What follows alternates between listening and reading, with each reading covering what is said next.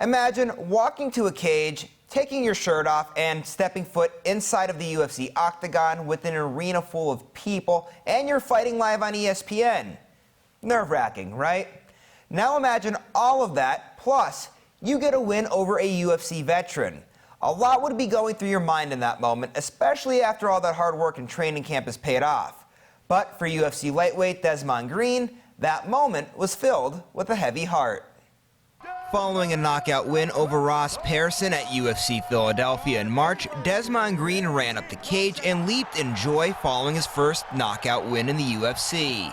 After the quick celebration, things turned somber as he dedicated the win to his late manager, Glenn Robinson. He passed away literally 2 days after my last fight in Moscow, and the day before he passed away, he's encouraged, like, listen, good fight, it was a tough decision. When you get back, come to the house, we'll have dinner, we'll talk about our next move, and I just know for sure that he would have been proud of this. Those close to Green knew how much the loss of his manager impacted him, as Robinson was crucial to getting Green to where he is today. Before I even got to the UFC, this guy, he helped me and my family, my kids moved from New York to Florida, gave us a place to stay, found me a job, let me train on the team, introduced me to all of these great guys. Had a couple fights, and then he ended up getting me signed in the UFC, and he always had big dreams for me.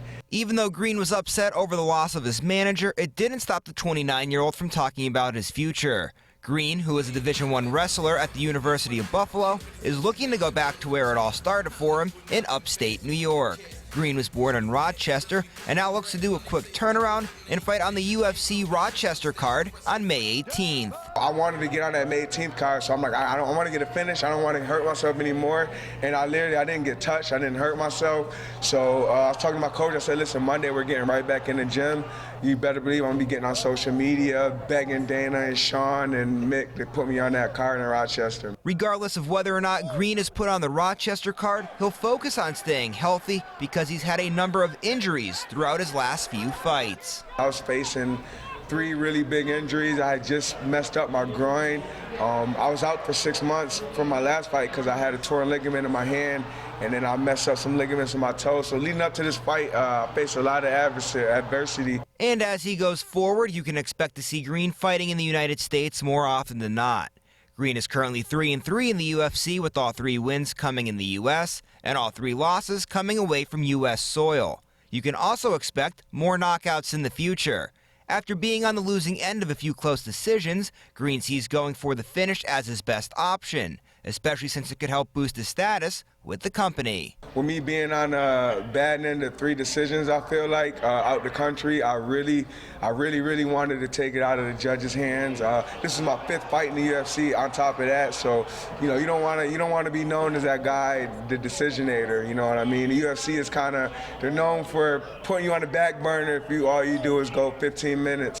And whether it's getting a knockout win, a loss, or a draw, I'm sure as Green moves on with his career in the future, he'll always remember his late manager. Green also said that the late Glenn Robinson had 2 daughters that Green loved like family, and he'd continue to be in touch with them. Our condolences to Desmond Green and his family. Thanks for watching this edition of the Counterpunch. We'll see you later, everyone.